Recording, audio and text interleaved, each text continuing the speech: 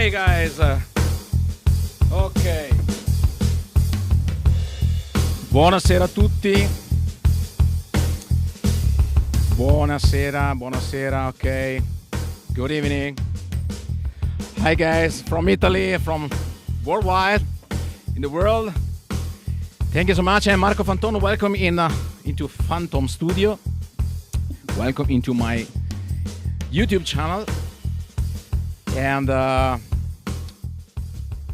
this evening, tonight, it is a really big pleasure to have a really special guest. Is a long-time friend I met since 2018, and the first name, and it's a really pleasure to introduce you, Monsieur Guillaume Pille. Okay. Hey Marco, buonasera Hey a tutti. Guillaume, buonasera. Okay. How are you? Comment ça va? I'm pretty good. Your French is better than my Italian, but I can speak like that. That's all I can do. I'm sorry. Okay. It is a really pleasure to have you here in my channel, because I remember to my audience that we met during the first NAM I participated, 2018. Yeah. I remember you, and so I can say we are a long time friend, at least. That was yesterday. But yeah, thank you so much for having me, Marco. I really appreciate. Thank you. It is a pleasure to have you, and also I wanted to thank Ross Davis, who is here with us, and it is also a pleasure. And also there is Ignazio Vagnone. Ciao Ignazio, come stai? Okay, some very good friends here with me, and I told you this is let's say FantHome is my house, is my home, and everybody is a friend, and we can speak as a long-time friends. Okay. I'm at home too. That's my home office here. Okay, thank you so much. So there are some friends from your channels, from your Facebook channels, from YouTube channels. I'm sorry, no friends. My friends is really bad. Okay, only a few words, and my English is so. So my Italian is much better, but a bit better. But okay, we arrange our interviews in English for my Italian friends. I open a bracket. Ragazzi, se volete mettere le vostre domande in italiano, siete liberi di farlo, poi io tradurrò in inglese per Guillaume, ovviamente. Ecco, sentitevi liberi di mettere le vostre domande in italiano. So, well, the first thing we do on the FantHome is to introduce yourself. Who are you? Where are you from? And what you bring? Okay. Well, so my name is Guillaume. I'm the Guillaume. founder. I remember the Italian name is Guglielmo. William in English, and it is Guglielmo. So it's my grandfather was Guglielmo. Oh, yeah? Yes, really. So yeah, it's a common name. It's a pretty common name. The English cannot pronounce it. Yeah. But Spanish, Italian, almost the same. So it works. And that's Okay. In German. Okay, there are some friends for Romania. I see Eric Olsen from one French. Salut. French. Okay. I'm really happy because there are a lot of friends comes from every part of the world. So I'm really happy. This is international interviews. Okay, so please. Absolutely. So I'm the founder of Two Notes Audio Engineering.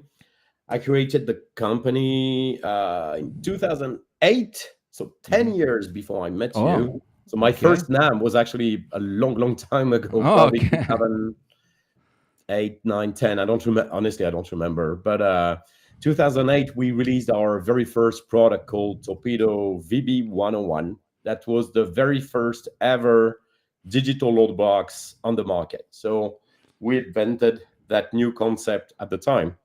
Okay. That was about recording or playing a tube amp, not on a cabinet, not using speakers, but playing them silently with a sound that sounds really like you are playing in the studio with a real cabinet and your own microphones, like in the studio. So it was very new, a new concept at the time. And I'm based in Montpellier. So most of the team is here in Montpellier, meaning R&D, admin, production, warehouse, everything is here. We have a team in the UK, Ross, who is in the chat. Okay. Make sure I don't say too many stupid things. Thank you, Ross. Ross is in Scotland. We also have two collaborators in England, and we have also a team in the US.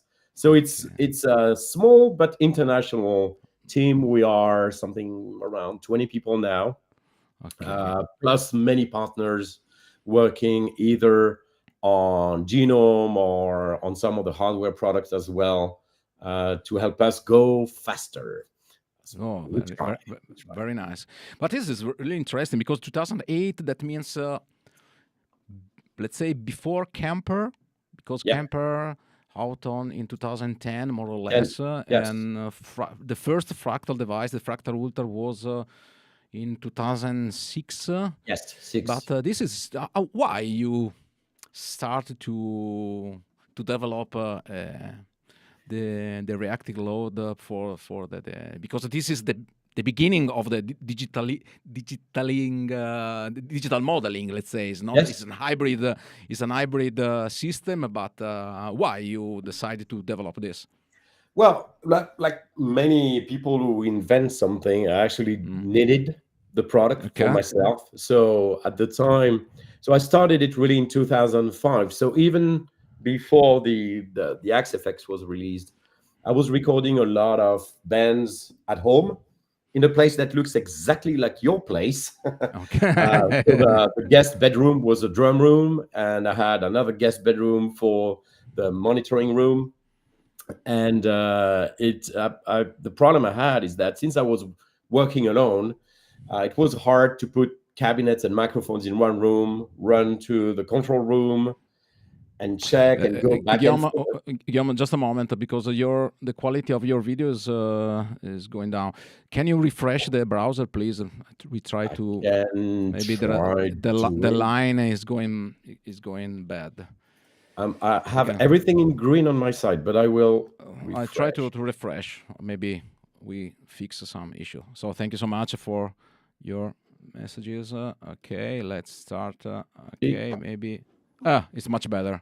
Okay. Oh, okay. Well, now it's really clear. So we can appreciate also the amazing girl that you have behind you. So my especially expensive family. Yes, especially the red one is very, very nice. You want this one. So people were struggling because they cannot see what you have. just some blurry pixels. So, yes. So now we're working. What was I saying? So first of all, you are a guitar player. First of all, because I'm a guitar. I'm also a keyboard player. I actually started studying music for keyboard. I was a big fan of synthesizers, and early on, I got access to a very, very cool studio where I could record stuff with tape. Also, we were working on the very first Atari MIDI stuff, so playing with notator to control the first digital synthesizers. I'm talking about like 89 to 92, pretty much when I started. And I was very young at the time. And when I turned 18... You are still young. Yeah, thank you, Marco. But I know you lie. We are still young because the music keeps us still young. We never grow up. You mean keep us delusional? So no, you're right. You see the white stuff everywhere. Me too.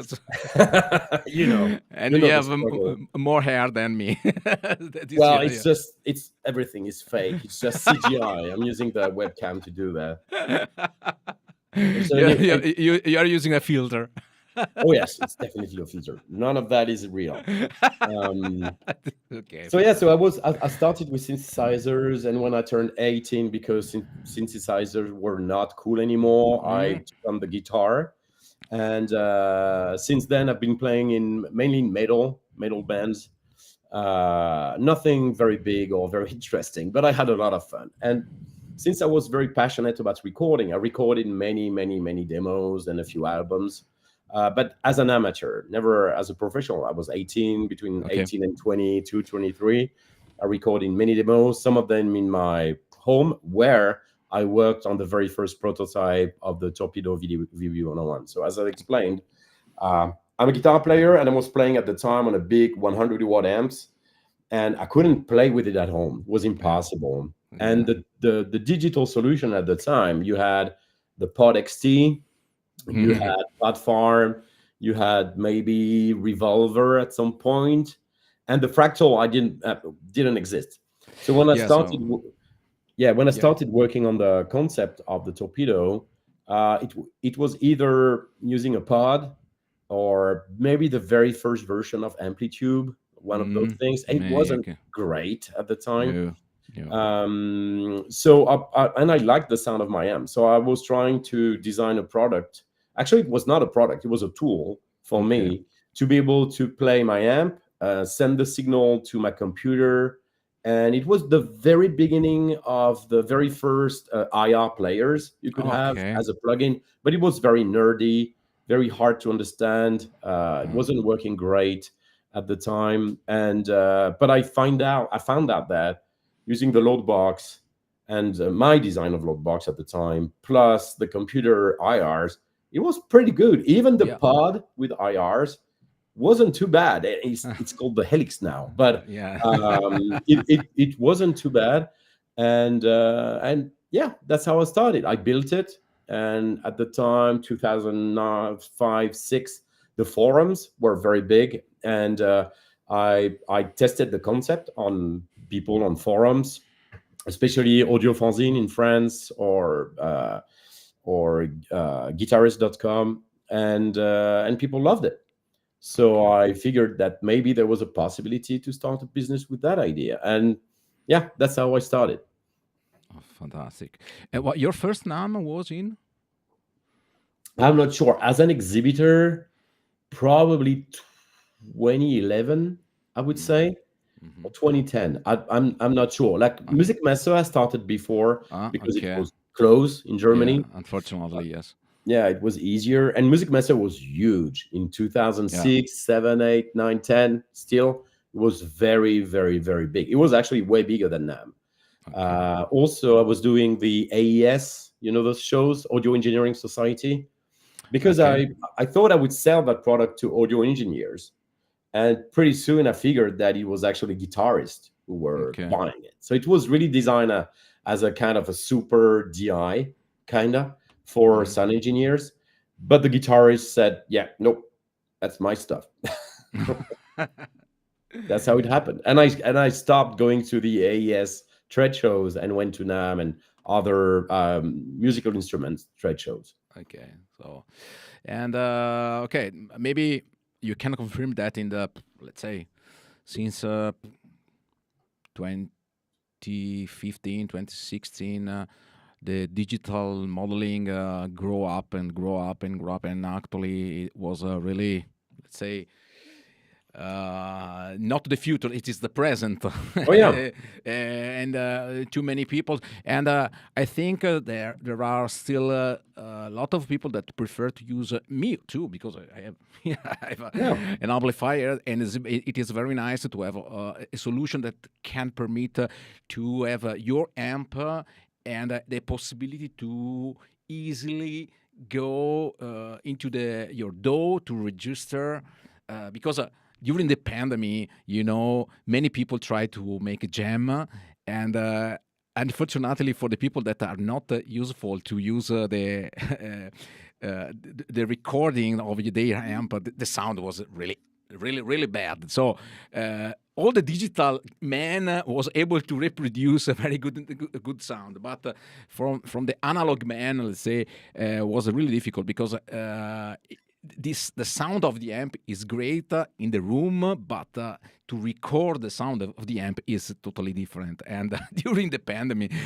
many people discovered how much difficult is to record the amp. And okay, so Yeah. the device like that helps a lot, because it's pretty easy, because it's not only the reactive load itself, but it's also the IR.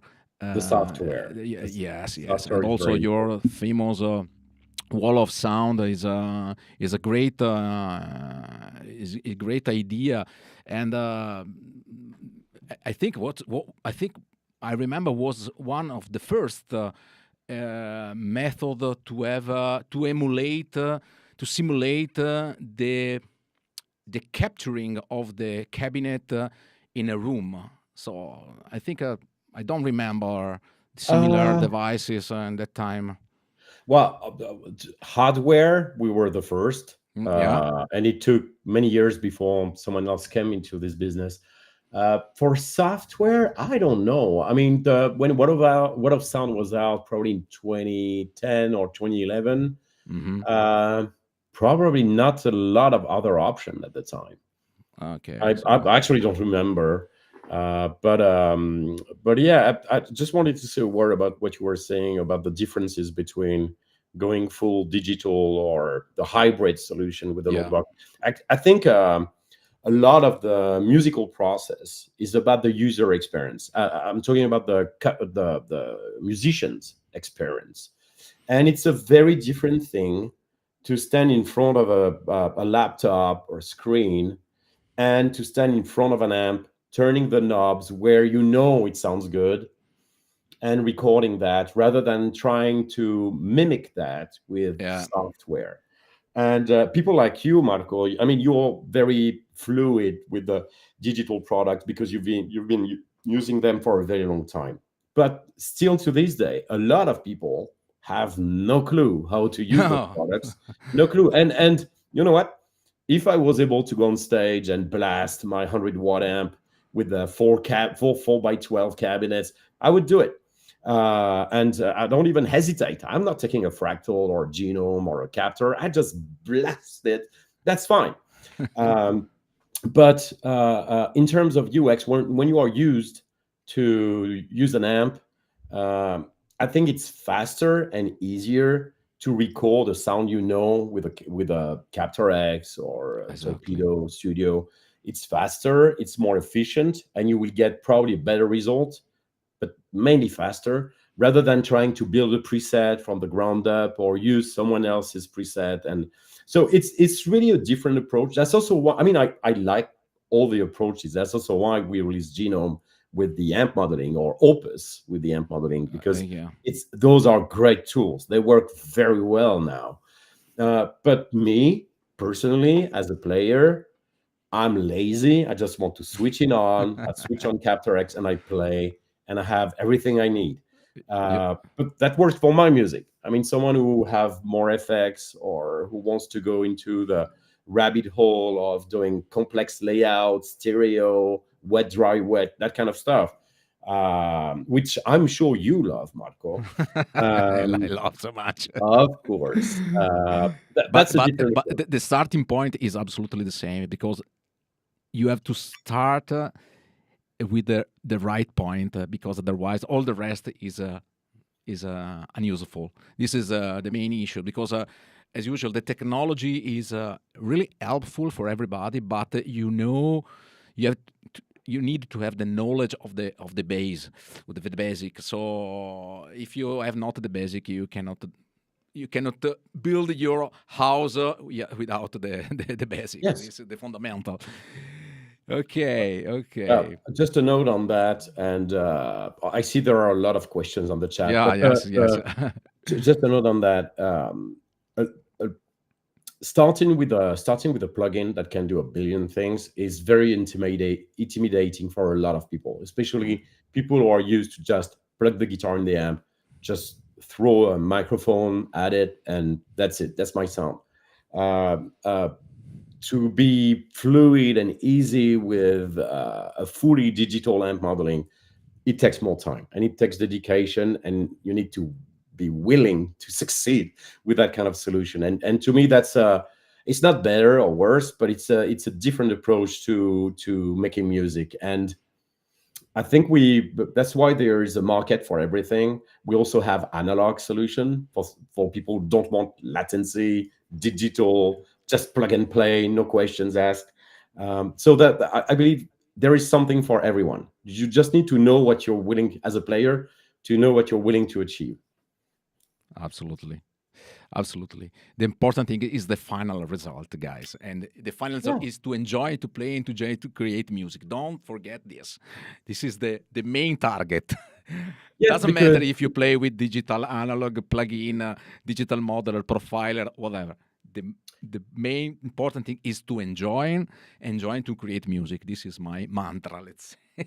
Yeah, you know what? I think to me, the most important thing for us, product designer, is to give you, guitarists, a product that inspires you. If the product blocks you in your creativity, that's not the right product for you. And of course, we can talk about tone and what sounds better or whatever. But to be honest, modeling right now works very well. There are many, many options, probably too many. The only good one is the one that makes you want to plug into it and have fun, record music, play music, doesn't matter at any level. It's for most people, it's just a pleasure. Very few people are actually making a living out of it. So of course we have the professional users for the Two Notes product, but the vast majority of our users are just guys like me or you, Marco, exactly. sitting at home having fun.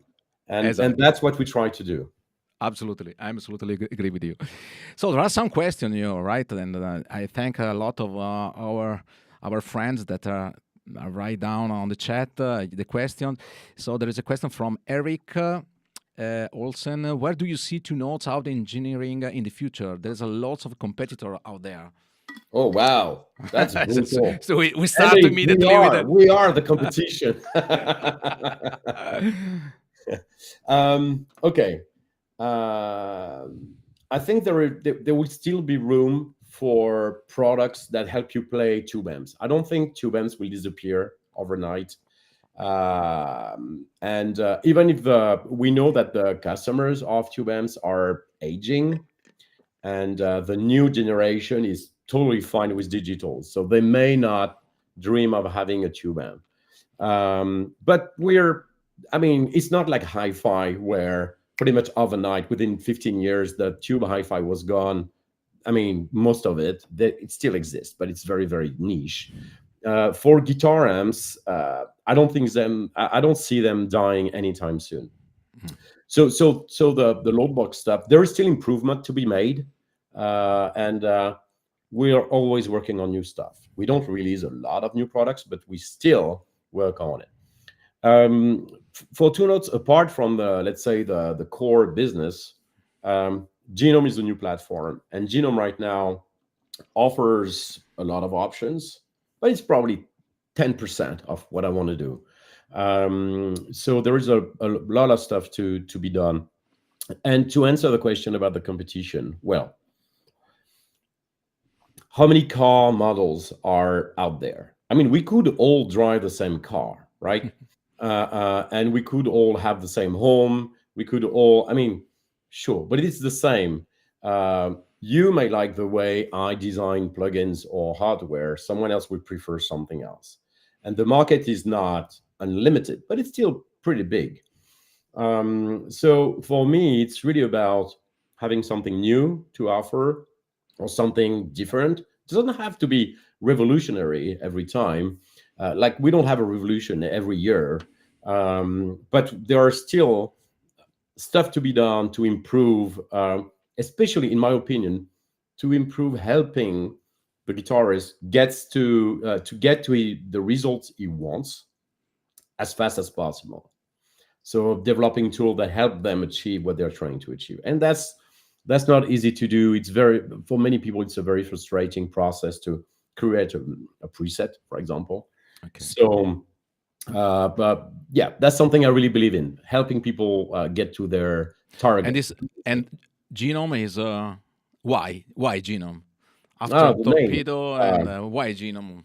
Well, Why first of all, this? let me say hi to Hugo and to Manu, to a lot of people. That's the French mafia who just connected there. A lot of them. I was at a Okay. trade show 2 weeks or 3 weeks ago. I don't remember, in Paris, and we had a Okay. very good time over there. They're very good friends. So Genome, the name. So a thing you should know is that Torpedo was not the main project at Two Notes in the beginning. If people search my name, and I used to be a researcher, you will find some published papers, and notably you will find a thesis from the 2010 maybe about AMP modeling. So actually, Torpedo was my side project while I was working on AMP modeling. But Okay. but Torpedo became so big that I had to spend more time on it, and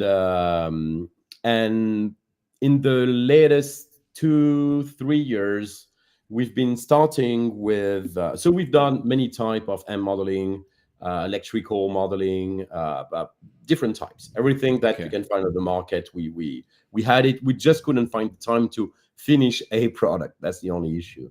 But for the past 3 years, we've worked on an AI project called DNA. Okay. And as you know, the bricks that constitute every living thing. Well, Genome is the code for that stuff. So when we started building the actual product that will carry the AI, also the various others, AMP modelers we have in there, Genome was the name for it, because it's really the code, the genetic code of what we're trying to do. Okay. Okay. There are many questions regarding the Genome standalone version. Will be in the future. Many people request that. So I know. So we have it in our roadmap. What I can't say is when, but yeah, Genome standalone was always in the project. We have it as a prototype. We just don't know exactly when we will be able to release the standalone. We don't know exactly the pricing either, but we will have one. Okay. Yes, because many guitarists like to play at home and always to having fun, and it's instead to open the door and so on. It's pretty useful. And also the second question is from me. It is, will be also available a version for iOS or for some. So I'd like to say yes, Okay. because we're not that far. But to be honest, this one is not a priority. Okay. Also, the interface is not 100% compatible with the touchscreen. So there are a few things I need to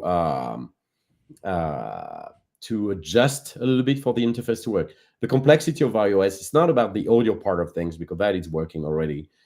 It's really the human interface, because actually it's not a fixed screen. You have several Yeah. sizes, and Yeah. you need the plugin to work. Since you're very young, Malcolm, and sometimes when it's too small on the screen, it's a bit of a pain. So Exactly. we need to adjust for that. So one day, I just don't know when.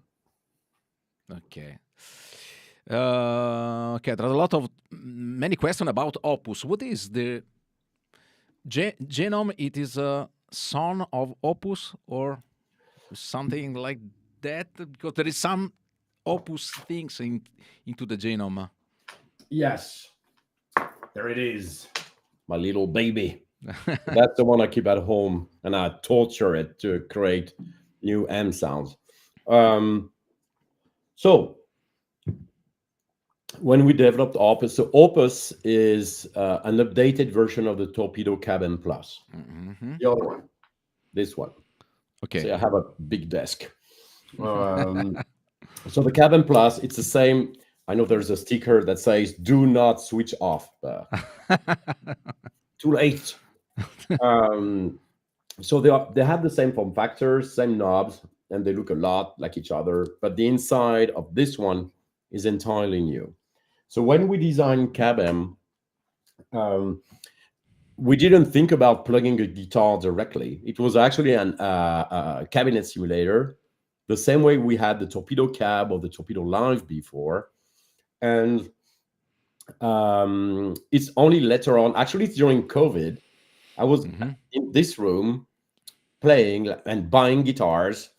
And since I didn't have to drive to the office and back, I had a lot more time every day. So I was actually playing a lot more guitar. And I was playing with Cabin, and I was like, what about we add a preamp to that thing? And I believe it was maybe May or June, or right before we released the Captor X, I decided to add the preamp section to Cabin. The problem we had, since because Cabin was not designed for instruments, so the input was not perfect for that. So in Opus, we redesigned the input with a real good instrument input that doesn't have too much noise, that is like state-of-the-art, high impedance instrument input. Yeah, impedance, yeah.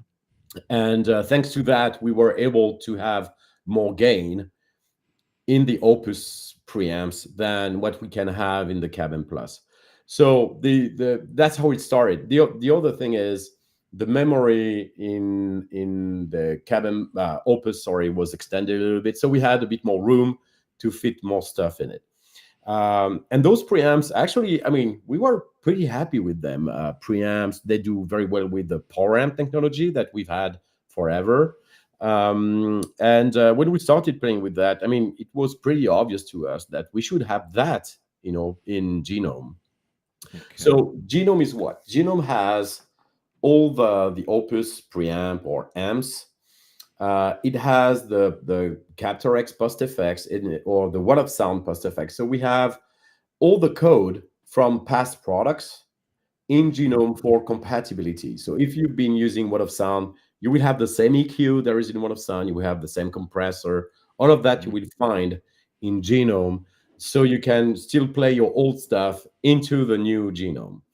And that was really important for me to try and replicate both the hardware units and the What of Sound plugin. But Genome, since it's a computer platform, it lets us do a lot more than what we can do with Opus, because it's a hardware device and it has its let's say processor or processing limitations. With a computer, we don't have those limitations, or at least they are way easier to manage. So in Genome, we were able to put some AI and modeling. We were able to put very good reverb, chorus, delay that we don't have the space in Opus or Captor X. I've seen the question about Captor X, when do we have the delay? The issue we have is that we don't have a lot of memory. And if I'm talking about RAM memory, and for a delay, you need a lot of that, or you need to destroy the signal quality, which I refuse to do. Because we could do that and give you a 1 second delay with a very poor quality, but I'd rather not. So the Genome was really a way for us to be more creative with a lot of effects that we know how to do. As simple as that.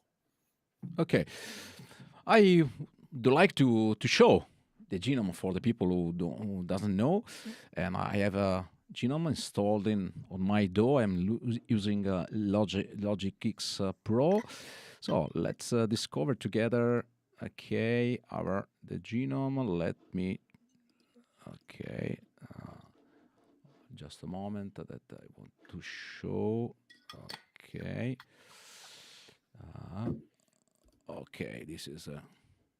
Okay, this is Genome. I would like to. I've created some presets. I would like to show you. This is the Kelly Clean. It is what is Kelly Clean? Gemini, sorry. So Gemini is based off. Which one is it? Ross, help me in the chat. I don't remember if it's. I mean, it's a kind of a blackface Fender. Okay. I'm not sure exactly which model we started from. I think that's important to understand before you play, Marco. We did not try to replicate one amp in particular. So all the amps, the technology we call TSM, oh yeah, that's a blackface twin reverb. We start from something. So in that case, that's the Fender twin. But then we add our own twist, our own touch. Okay. So it's not a Fender, it's our version of a good sounding Fender. And I know you can make it sound good, Marco. Okay. So I create a preset. As you can see here, you can put some effects in line, but you can also use a splitter to divide the path in two ways. But I want to show you guys this really simple. Is not only simple because you can. I put a lot of effects here, very very nice effects. The core of this preset is based on the Gemini amp, and there is the very famous DynIR. And I think it is also, let's say, one of your unique selling point. We will discuss more later on. There is a studio delay, very, very nice. So you can create a very complex delay and studio reverb. So I wanted to show you what is the result.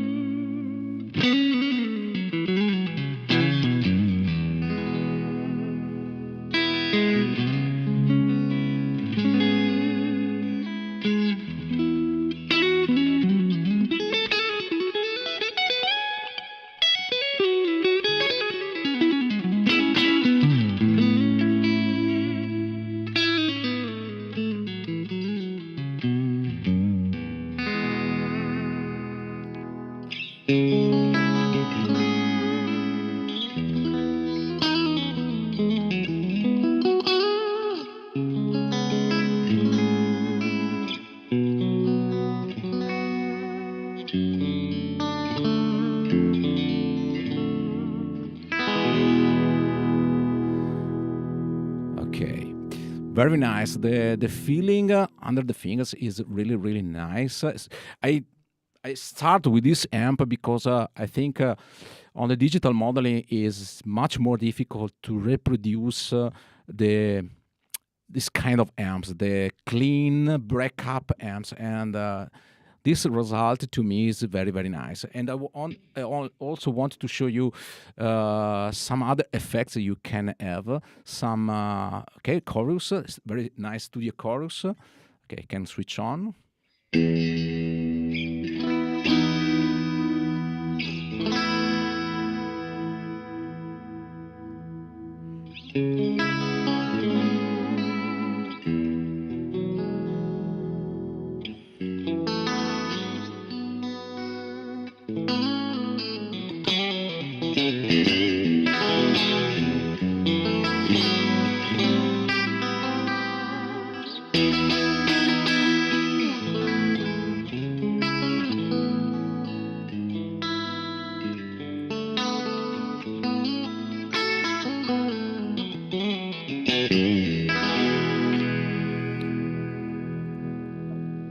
In these presets, I also put a clone tower. It is pretty easy to understand what what kind of effect I wanted to reproduce. And I can tell you it is not only a matter of graphics, but it is also the feeling of this effect is amazing. So.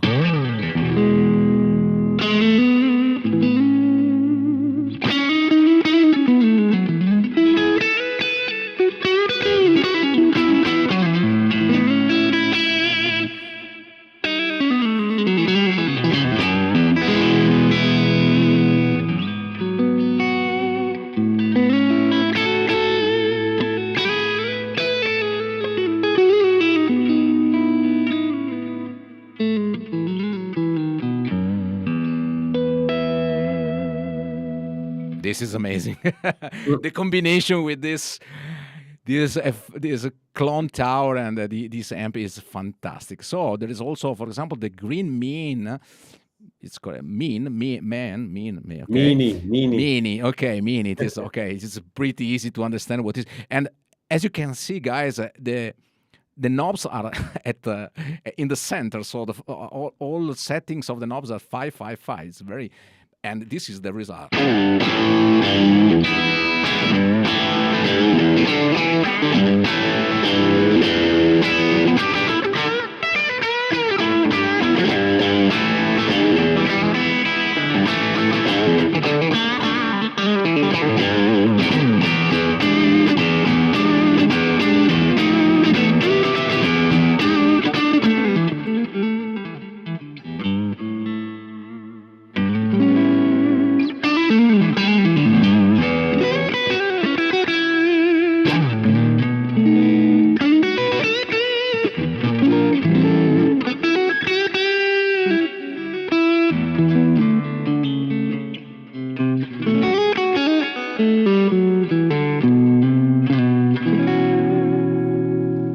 Amazing, guys. The feeling is absolutely natural. And also, as you told before, it is easy, absolutely easy. So you can put the effects you want, switch on and off. And so the interface is very well known. Everybody can know this. Also, the vibrato is an amazing effect. So a studio vibrato is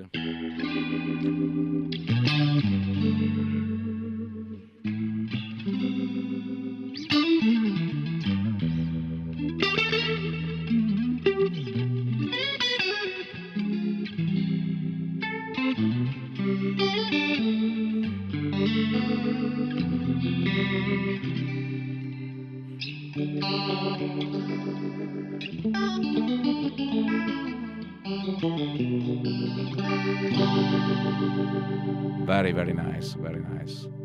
And also the vermin is a rat.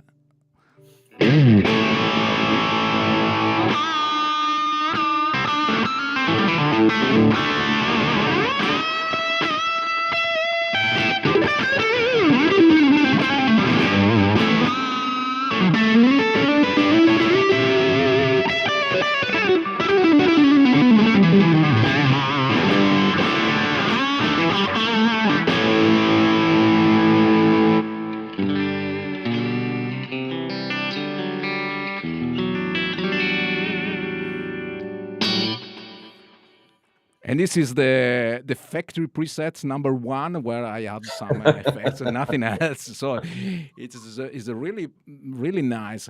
And I think also the best things is the studio reverb. It's a single reverb, but it's pretty awesome. There are a lot of parameters that you can tweak. There is the studio delays. As I told you, it's a stereo delay. So I create, for example, a double delay.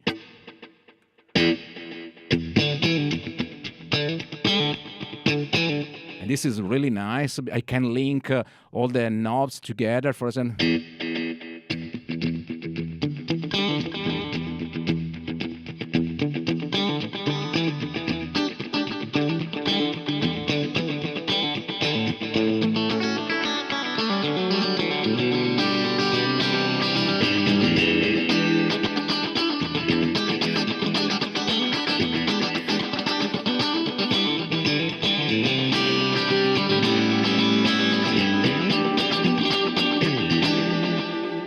Okay, I can play for 2 hours. Very, very nice, guys. Very, very nice. And also the core of this, one of the core of the system is the DynIR. Can you speak? Can you describe what is the DynIR? So that's the technology we developed actually a long time ago, and we've been refining over the year. Even if it looks the same as 15 years ago, it's very different from the original version. So our format, so we use a technology that is closed from IRs. There are 2 main differences. One is with our algorithm, you can actually move the microphone in the room at the front or at the back of the cabinet, which sometimes is very interesting, especially when you are playing with open back cabinet like this one. It's very, I'll give you an example. If you are searching for some kind of out of phase sound, like the Brian May solos, for example. Okay. With the mic at the back of the cabinet, you are right there. It's very easy. The other part that is pretty exclusive to what we do is the overload parameter, which is something Okay. that is very often overlooked. So the overload adds a level of natural distortion that is in the recording thing. So it's not just the cabinet itself; it records all the distortion that is in the signal path when we record our when we capture our cabinets. And between 0 and 10, you have something very natural that actually adds a little bit of harmonics, dynamics. It's very interesting. And above 10 or 15, it depends on the cabinet. But after that, you will enter in the territory of like screaming cabinets. So if you're aiming for some kind of old school AC/DC sound where you can hear the cabinet is about to explode, you should try pushing up the overload. If you're trying to do something that's more clean, I would keep just a few percent, but just try at 0 and just a few percent under 10, and you will see it adds a little bit of something that's interesting. And to finish, on this interface, you have two microphones. You can mix them. You can have more of the microphone A or microphone B, which is the most standard guitar miking. And it's designed to be quick. And I hope you can get, I mean, it takes me seconds to have really something that I like. Okay, let's try to overload. More basses, more fat sound.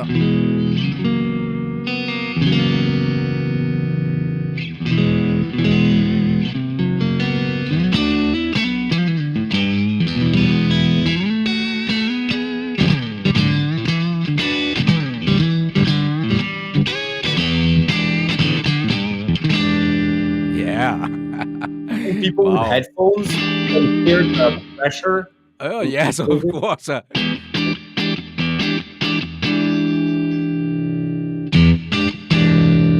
too much.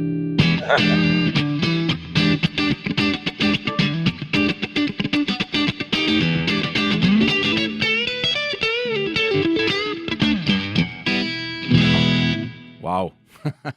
Yes, and often people don't look at this one, but it's because if you push it all the way up, I mean, you will not get what you want. I mean, I love going all the way up for very specific kind of sounds, but most of the time between 0 and 20, it will add just a little bit of something that is really interesting. Absolutely, absolutely. Very, very, very nice. You can select how many microphone? Okay, that we have bypass. 8 microphones. For each cabinet, and we have probably 700 and something cabinet now. You can select 8 microphones. Okay, so I actually have 5 cabinets, 1 by 12, 2 by 12, 4 by 12. But there is a lot of cabinet available on the TuneNotes website. Yeah, you can even see them from. I can show. Yeah, from Genome. Oh. Okay, this is the last one. The last cabinet from my friend Ignazio. Okay, the Jensen. So from the Genome product, you can go to Genome here. This is a website of TuneNotes. Okay, discover DynIR, and okay, you can find a lot of here a lot of cabinets available to download. Very, very nice. So, and you can do that also in Genome as well. Okay. So in Genome, you can actually try them all in real time. Okay. Perfect. So directly from Genome, yeah? Yeah, so if you click, you see you have guitar, bass at the top. Okay. And what's the next to bass? There's a... there is a 85 cabin. Oh, okay. Let's try click on that. Yeah, so you have all of... Did you click on it? Yeah. So click now on Vibro V30 so you can see the whole list. Nope, the name. Yeah. Okay. There you So, go. oh, So you can try everything that's from your great. computer. You need to be connected to the internet, of course, but you Okay. can click on any of those. Okay, we can try immediately. 2 by 12, for example. Black Bear, this one. Oh, wow. This is So you really have silence because you okay. didn't buy it yet, Okay. Marco, but you can play.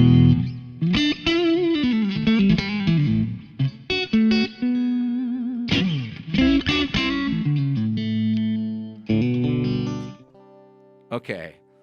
This is nice. Great feature. I love it. I Very mean, we nice. like, and that's something we've offered since day one. We don't want people to buy blindly stuff, so I think it's This cool is to be able to this is demo. great. That's a master competition. Ah. Okay, I have to be so fast.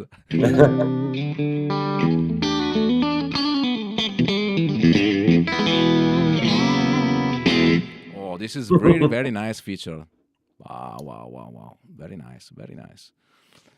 So this is very very nice. And those are the 5 you have in In so when you the purchase bed. Genome, you have access to 5 cabinets. That's already a lot that you can do with those. Ah, yes, yes.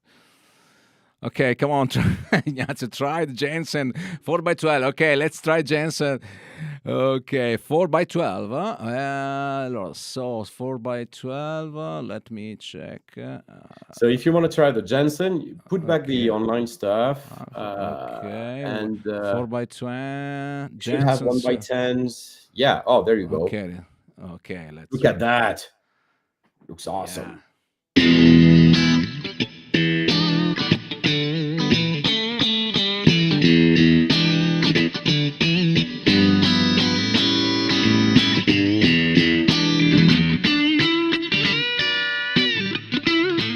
Okay. Very nice. Thank you so much, Ignazio, for your hints. Very, very nice. Oh, this is a really amazing feature. So it is very nice. So you can try all the database of the speaker database, and you can try it before to play. Very, very Yeah. nice feature. Okay, and another very important feature it is, and I think it's unique at the moment. The the possibility to work with the codecs. What Yeah. is it? So let's So explain. well, we all know the Camper profiler, which was an amazing product in 2010, which was released, and it's still an amazing product. Since then, a few other technologies have emerged, and let's say 3-4 years ago, we've seen the very first convincing applications of neural networks used to simulate amplifiers or other type of nonlinear devices such as overdrives, fuzz, that kind of sound. And so we've been working on it, and for Genome, we partnered with the best open source project exploring. We call it AI modeling. Let's be honest, it's not very intelligent. The neural network you need for to replicate an amp, it's actually pretty simple. And so we work with neural amp modelers, NAM. We've worked with Guitar ML, Proteus, Ada, which is an Italian team, by the way. I believe they are near Turin, if I'm not wrong. Mm-hmm.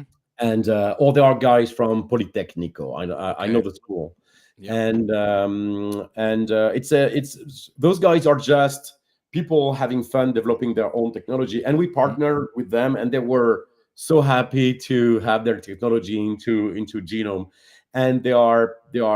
I mean, it sounds very impressive. So the way you capture amps with that technology is very similar to profiling or Okay. what we do with cabinets, Mm-hmm. meaning you send a test signal through your chain, so an amp or a cabinet, it doesn't matter, and then the network will learn and try to replicate the sound.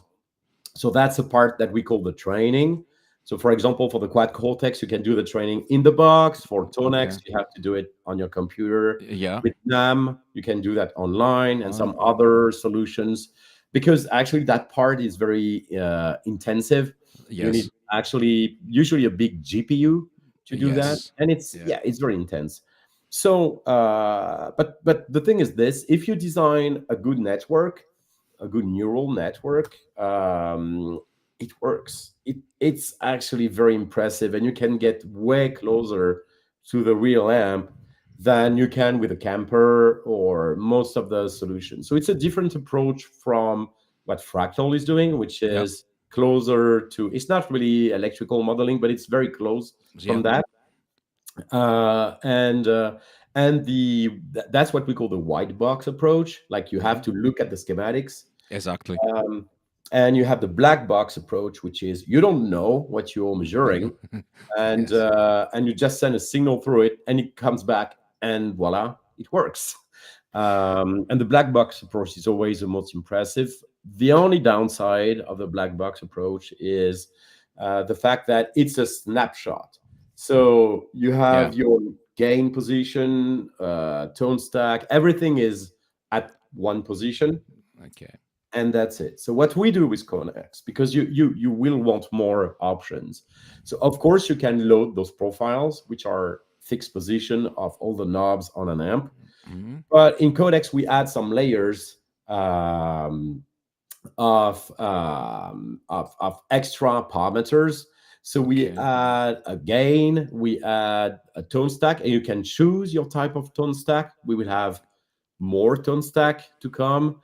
But also the graphic EQ and the enhancer that people know from Opus and Captor X, and it's very good. I think it's very good. So you can very quickly, from a profile that is static, add whatever you want, some blocks around it, so you can actually edit and make it to your liking. And that's because NAM has options as well, for example, and it's a good project. It's also very CPU intensive. So if you don't have a very modern computer, and I've seen people comment on that, saying Genome requires CPU, NAM needs a lot of CPU. Genome doesn't. The thing is this: we process NAM, or we process codecs in stereo on 2 channels. So it takes quite a bit of CPU. On my Mac, which is 3 years old, it's nothing. But on some other computers, maybe older or less powerful, it can be a challenge to run that in real time. So, but you have other profiles like Ada or Proteus, which are way lighter, a little bit less precise, way lighter. Okay, this is the interface of codecs. Is let's say pretty easy to me. Okay, there is a gain, bus, middle, and treble volume. You can choose up to until now 40 or more profiles, but it is let's say there are a lot of profiles available online. Tens of thousands. Exactly. So one of the interesting thing is the tone stack, as you mentioned before. So you can select a different kind of tone stack, enable or disable, and put on pre or post. So it is more advanced control than the profile, the camper profile, for example. And this is really now it's really interesting. So also the input, you can select different kind of input: warm, neutral, or bright. And also, as mentioned, Guillaume mentioned, you have the EQ, an advanced EQ with low cut, high cut, and also 5-band parameter for guitar, bass, or customize, and also the enhancer. Enhancer is pretty nice because helps you to enhance your sound. So the interface itself is pretty easy because there is no special parameter, and the result is really nice. Also combined with the DynIR cabinet. And so you have mixed the technology with Yeah. codecs and DynIR. This is really interesting. This is a result that I can create.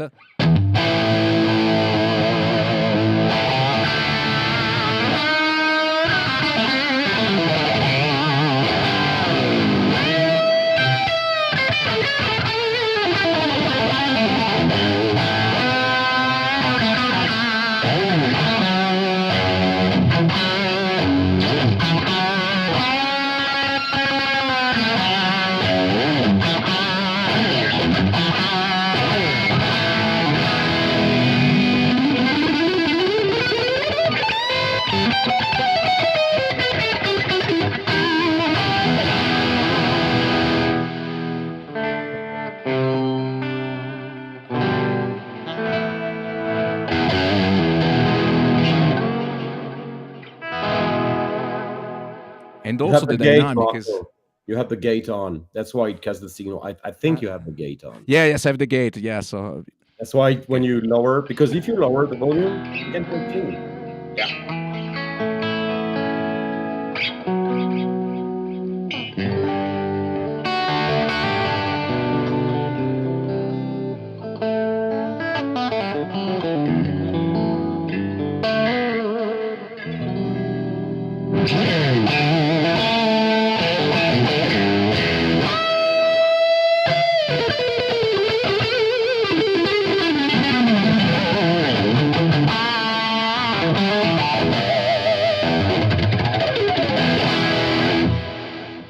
I'd like to say, Marco, if you allow me, just a word about the different blocks in codecs, because for you it's simple, but it's not simple for everyone.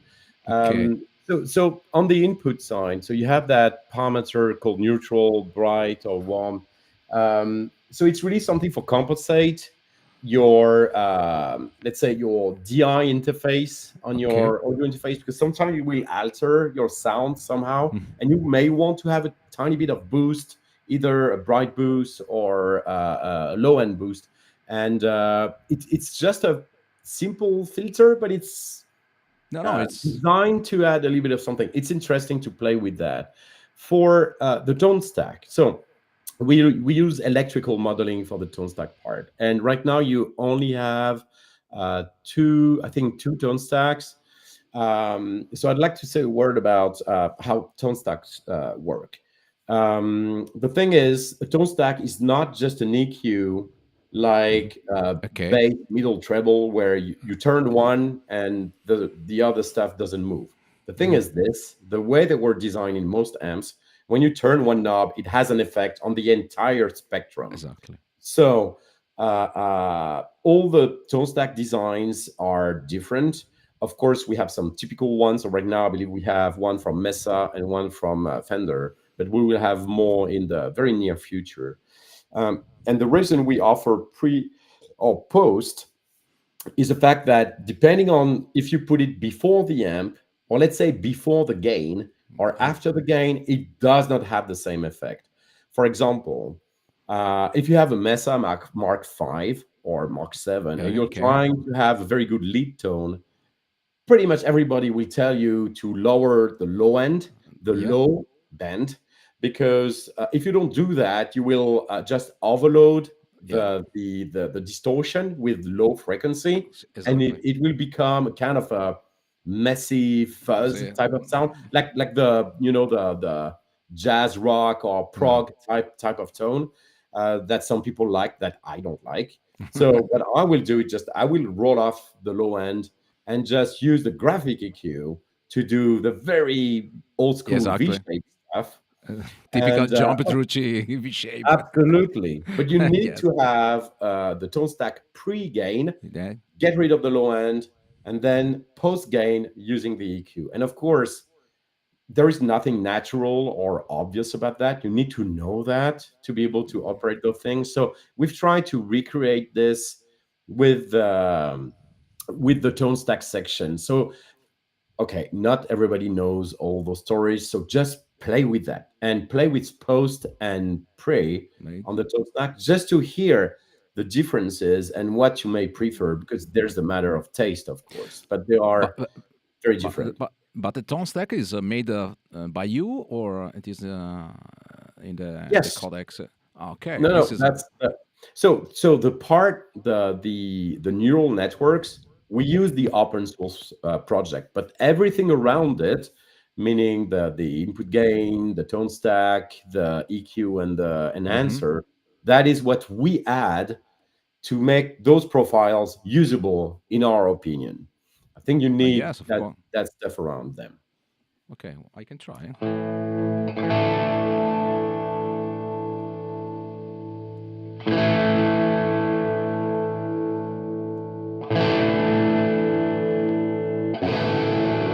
Wow.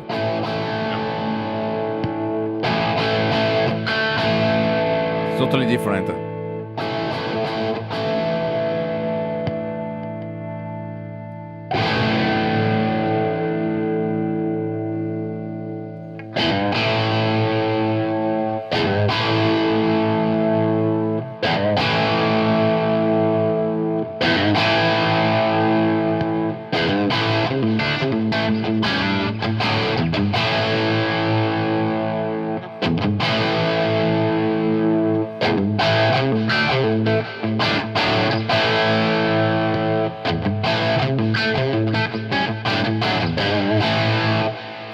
So what happened, Marco? If you push the tone Mm. stack very high and you put it pre, you will actually increase the Really? distortion. Exactly, exactly. That's Uh, one of the differences. The same way, if you turn it down, you can hear the level is lowering Exactly. as well, just because you send less signal into the gain stage of the amp. Okay. Blue Sphere Studio just purchased the license a few minutes ago, trusting that it will be an excellent investment for my future. And very nice, Blue Sphere Thank Studio. you so much. This is nice, even because the license cost is really competitive. Because what is the cost, and is still their promotion now? I think there's a promotion at Mm, 69.99, something like okay. that, euro or dollars. No. Yes, because Genome is an ecosystem. So of course, you buy the first version, and we will offer more. We call Mhm. them components. We will offer more components in the future. Some of them will be free. Some of them will be, of course, with a certain price. But we will keep the free stuff coming. We try to have some every month, starting in May, and you will have some paying options to have, let's say, the more professional versions of our algorithm. Okay. Would it be paying options, but we try to keep the prices reasonable, because I think we're also trying to convince beginners to invest in that product and to invest in their tone, and we will not disappoint them. They will be able to do a lot of stuff. Marco, if you allow me, I'm sorry, it's I see Okay. our friend Henrik on the chat Yeah. is getting mad at us because we're not answering his question about feedback. So I Mhm. will I will answer Henrik. um, so he was asking earlier if we could do some kind of a feedback generator. At least I understand Okay. that. I have two answers for you, Henrik. First of all, you can play with feedback with your monitors. The way we do, I mean, the studio monitors. Yeah. The way we do it in the studio very often is we will have on the desk, if the guitarist is in the control room, on the desk, we will have a tiny amp. I do have one here. Yes. Mhm. Okay. You know, that piece of shit Marshall with batteries leaking inside. So you could just put that on your desk, close to your guitar, put the Yeah. gain to the maximum, and you will get feedback. And it's pretty convincing. Yeah. Usually in the studios, they have more money than that, so they don't buy that garbage, but they buy the pig nose or a very, very Okay. small amp. They Uh-huh. don't play guitar with it, but they use it to create the feedback in the control room. And if you just have your studio monitors, it's very easy to make feedback with that. Yeah. Now, if you want a feedback effect, I believe we will have one. I don't like it enough yet to give it to you guys, but we will be offering a solution. There are a lot of let's say a lot of options on the market. The thing that's hard to do with feedback generator is chords. Like you can do one note, let it ring, but doing chords like you could do like we're all speakers. It's still I'm not convinced yet, but we will have one at some point. I wanted to demonstrate in real time. Oh, it will be loud. Yeah, but I have not problem. On my studio, I have not a problem. So I would like to try with this sound to reproduce the feedback generator. I have to switch off the microphone, of course. Let me check.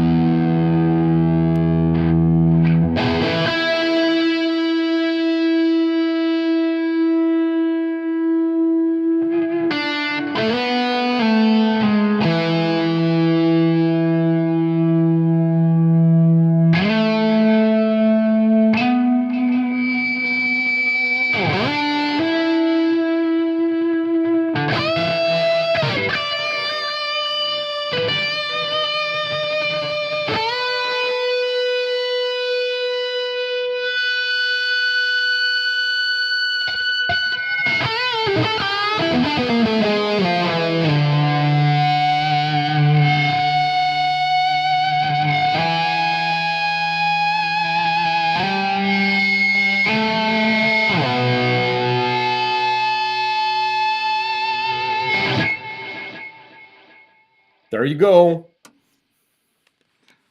You Because have to make Guillaume, up the entire house when you do that, but it works. because I love to try immediately. This is the big advantage of the live stream. So we can do what the people want immediately. That's it. I mean, I've done stupid stuff to get feedback, including like pushing a lot of level in headphones, and you put the Yeah. headphone close to your pickups. It works. Is it the same as just standing in front of a wall of cabinets? It's not. Can you get something convincing? Yes. But in the studio, that's usually what we do. If we don't want the guitar to be in the recording room, in the control room, we just put a tiny amp, crank it. That's it. Okay, this is a really natural control feedback. I love it. I love Joe Satriani, Steve Lukather. They use a lot of controlled feedback just to reproduce the infinite sustain. It's not a sustain itself. It is a loop that is created by the speakers that influence the pickups and the strings, and there is a closed loop that can continue. So if it's not a controller, it's called Larsen. Okay, so it is really tremendous. But just I show you is the controlled feedback. It is very nice to use it. Okay. So I love to demonstrate immediately. Luckily, I'm a very comfortable place, so I can raise up the volume without any problem. Okay, so very nice. So let's continue with the codecs interface. Is pretty easy to use in any case, and there is also the EQ and the enhancer. Enhancer helps a lot to. I can show you. Just a moment. I go to the. So you can increase the body of the sound.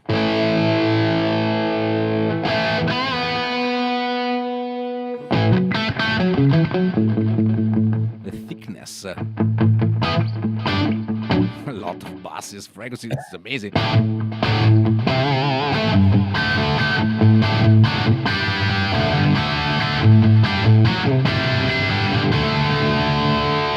Or the brilliance.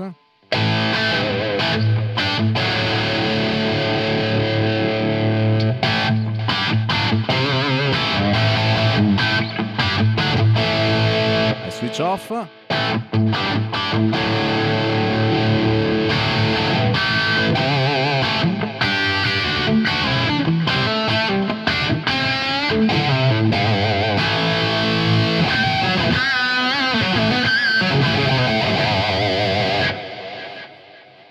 It's amazing.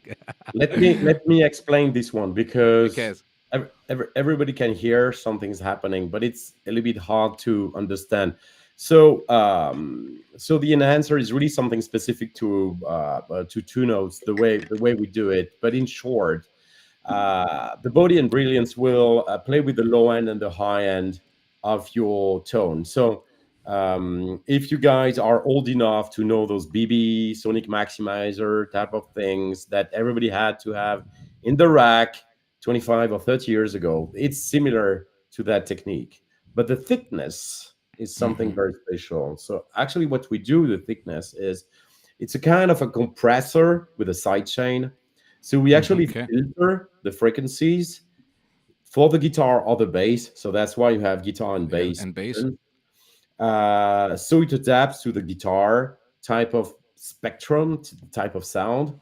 And we will compress only what will make your playing more dynamic, more organic. And the Okay. sound will suddenly like pierce through the mix instantly. And it's parallel compression since you have the dry wet setting. So of course, if you put the all the way wet and the thickness all the way up, it will pump a lot the sound. So, But okay. if you play the way you did, like 50%, 50%, and just start playing, you can instantly. You usually people don't hear what's going on, but they feel The that feel they is feel no, is better absolutely, yeah, playing it. yes. It is like a punch in the stomach. Yeah, It's and exactly like this. The I think effect is you receive a punches on the stomach. that's something we recommend to people who say that when they play with headphones or with monitors, they don't feel like they're playing Yeah. guitar compared to like a real cabinet and amp. Play with the thickness. Just don't go all the way up. Play with it and try several options, but it will bring you back that kind of moving air type of feeling. Add a third dimension to the sound. It's a cool trick. Usually, when I do a demo, I will create a great sound like you did, and at the Yes. very last, we just switch that on, and people are like, "Ooh, that's the Exactly. way to do it." Exactly. Very, very, very nice. Okay, there is a question regarding the buffer on Logic. To be honest, I'm using Logic in a low latency mode, so I have no any problem to play without any latency practically. So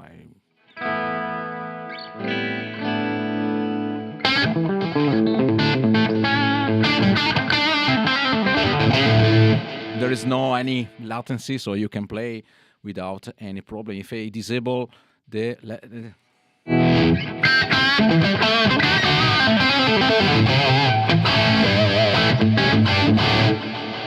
of course, there is a latency I'm working with. I can show you settings, audio.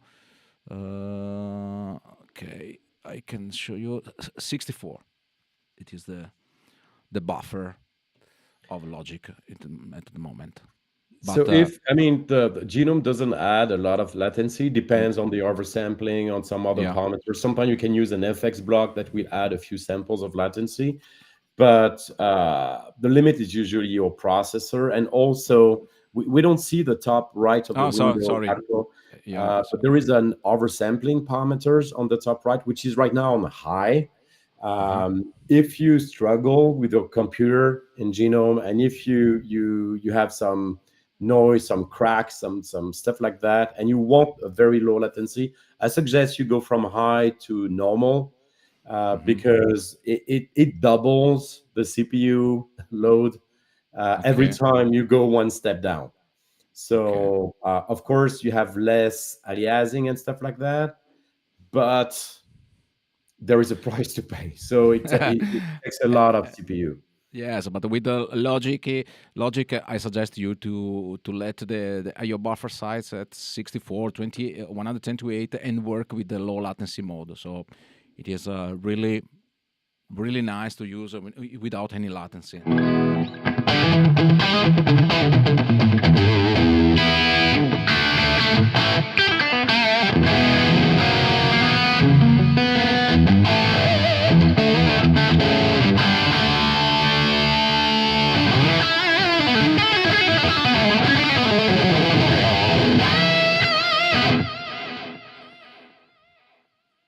Okay. As I So say, there is. when I don't have latency, I play just like you, Marco. Very, very nice. So it's amazing, amazing device. I'm really impressed about it. really, really nice. And then we have other amazing effect like the twin tracker. Twin tracker is a pretty amazing effect. This is really nice. So I can show you what is the.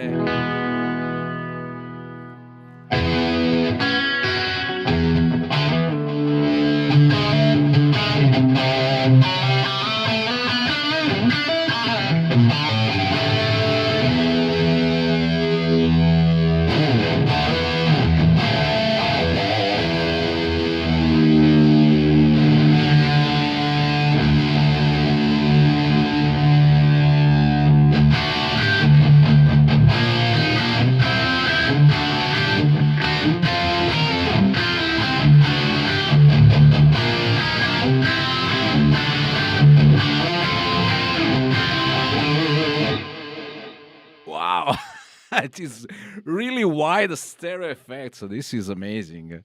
What is it? You need to listen to that with headphones or stereo monitors. I believe on your phone it will sound weird, but so again, that's a very nice trick to use. So Twin Tracker will take your mono signal or even the stereo signal coming from another FX block and try to expand it using filtering and delays and reacting to your playing. So there's a lot of stuff happening. Basically, what we try to do is to create some chaos, meaning the sensation of the stereo will start when we take your signal. So if you play, even if you use some stereo effects, but your dry sound will always be in the middle.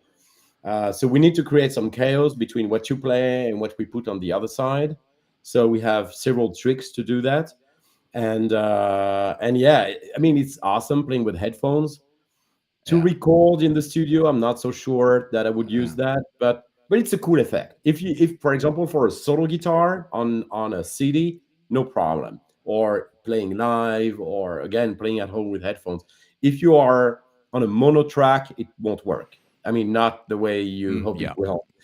Yes, it is really useful, for example, to make the typical double track for the rhythm part, for example. So you are.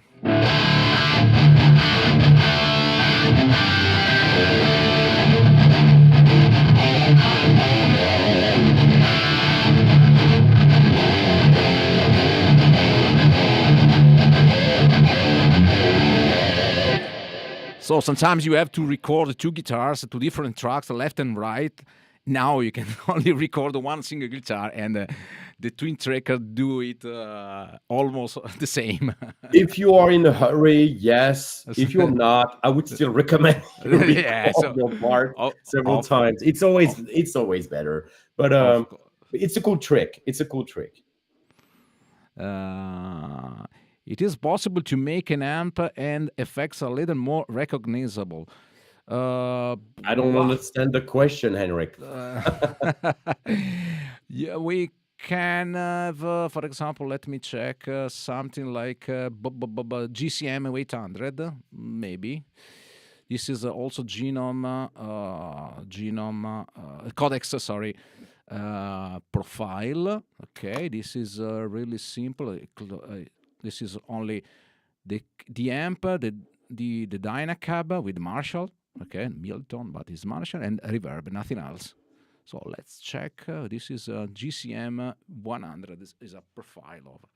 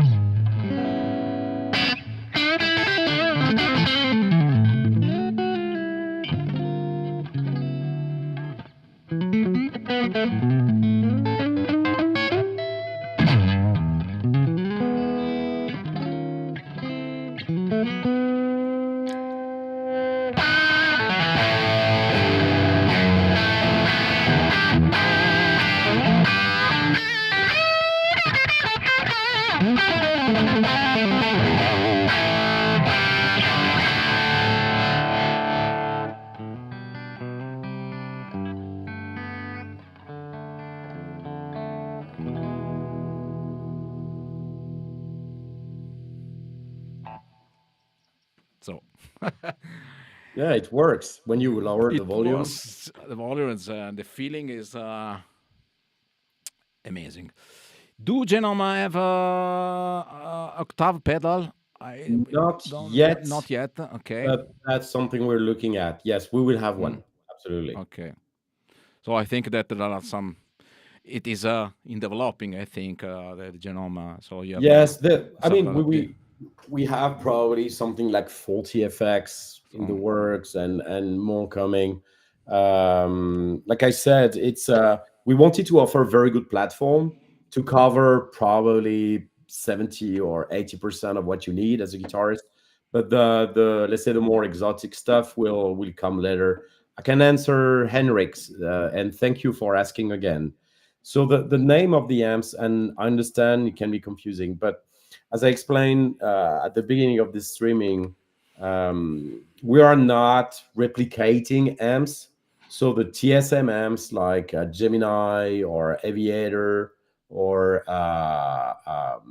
the other TSM amps or Tanger, I mean, they look like something you know, and that's to express the let's say the inspiration we got from, but they are not replicas. So look at the design and it may tell you what it is, and you can see people commenting that online.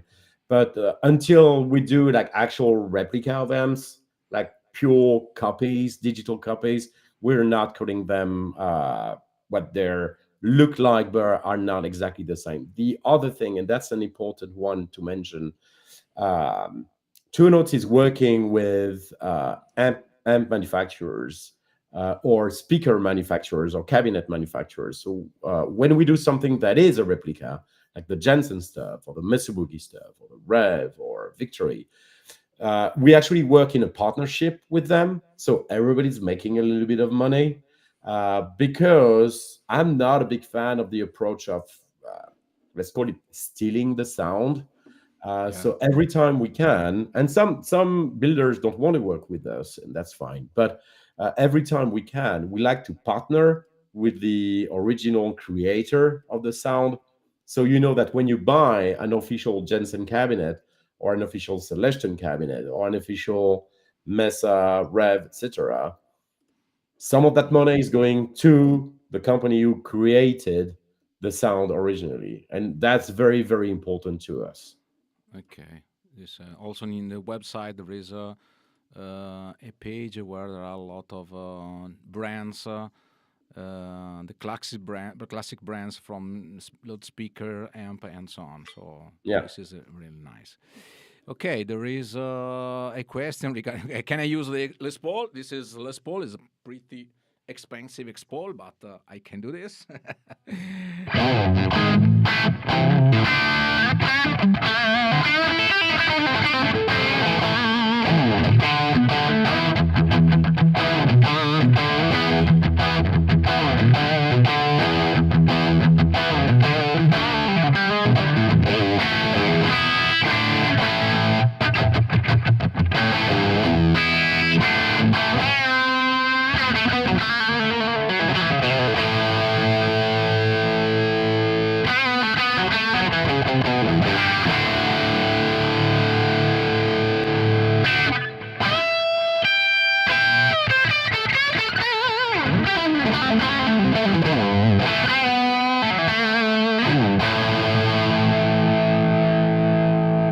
This is a.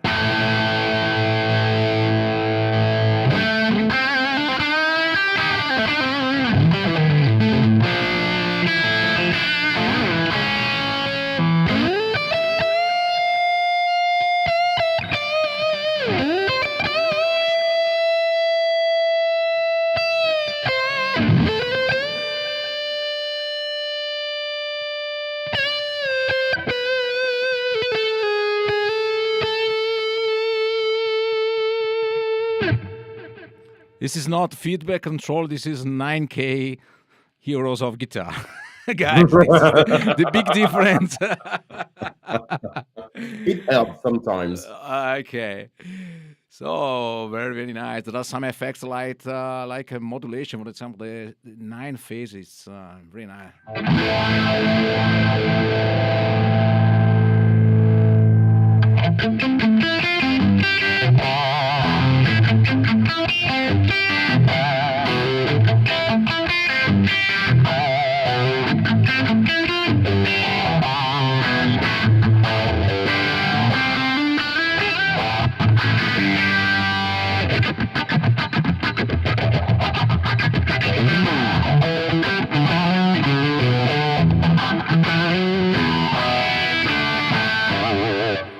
So this effect doesn't need any explanation.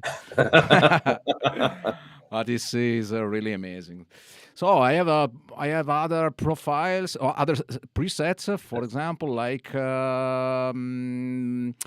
El Dorado. What is it, El Dorado? It is something like in the range of Soldano amp. You can imagine. Yeah, so it look like. Okay.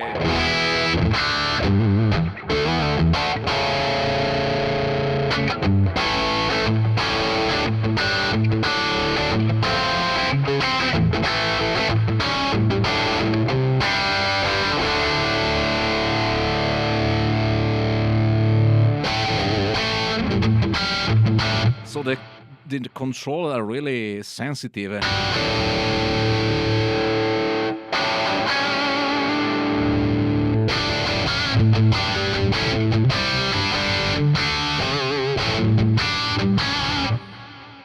And also you can modify the power amps setting, so you can, and there is big difference, guys. So this is 6L6 or L34.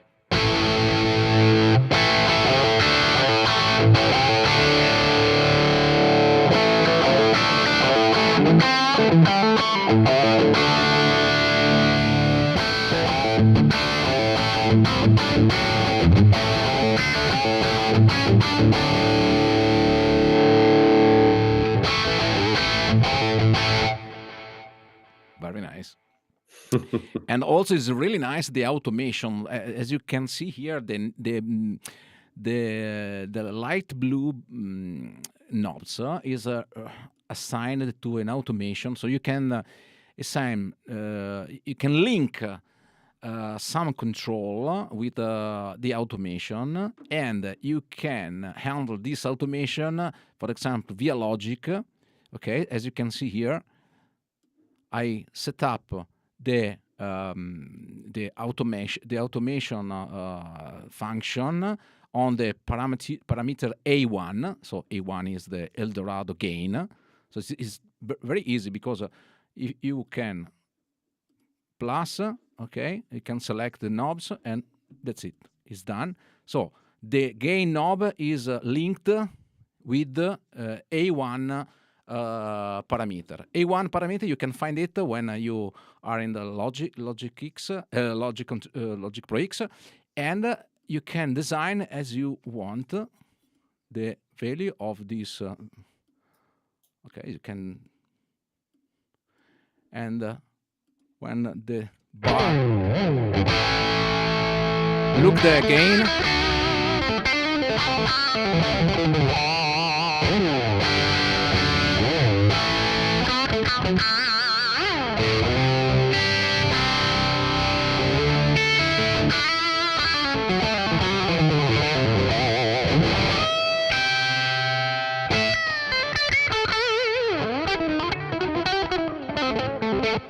So this is very easy to create the automation on your recording. So you can control any kind of parameter on Genome. So gain, bass, middle, treble, also the effects and so on. It's very, very easy to use, and it's very useful to create your music. Yeah, I mean, if you need to have a boost coming at some point. Exactly. You can increase. Ma che suono hasta le spole, ragazzi. This guitar gives a lot of benefit. Is a big trick. So I can also show you another presets for example, this clean amp. Okay. This is based on Kali B Deluxe, maybe is a Fender Deluxe. Yes, it is.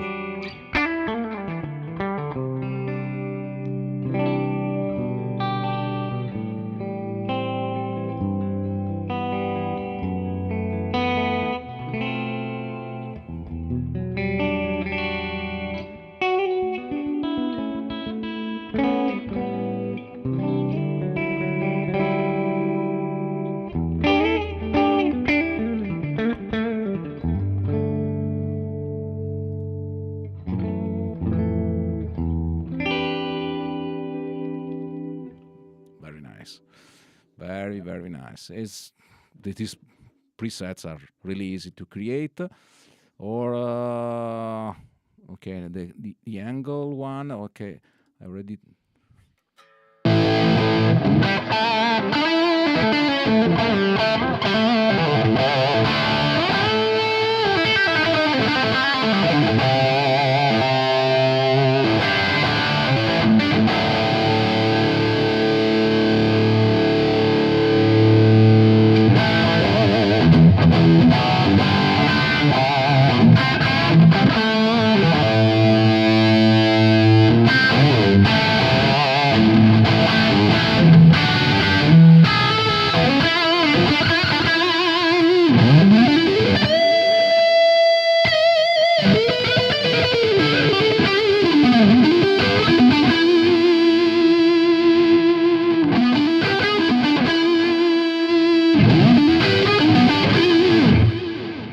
The enhancer is really, really amazing.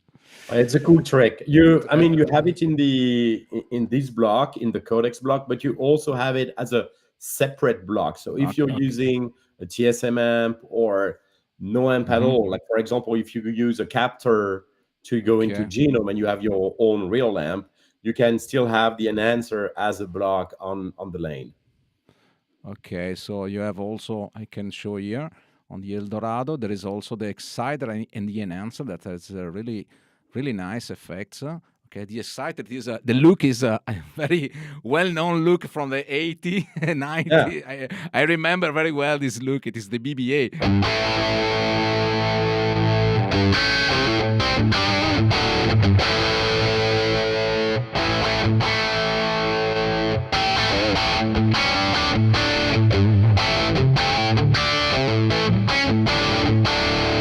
Or you have the enhancer. It is this one.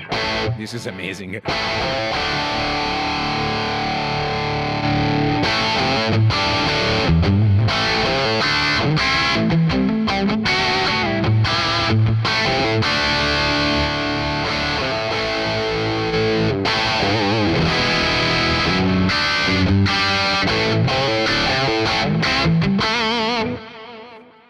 Yeah. So I can switch on the exciter, also the twin tracker.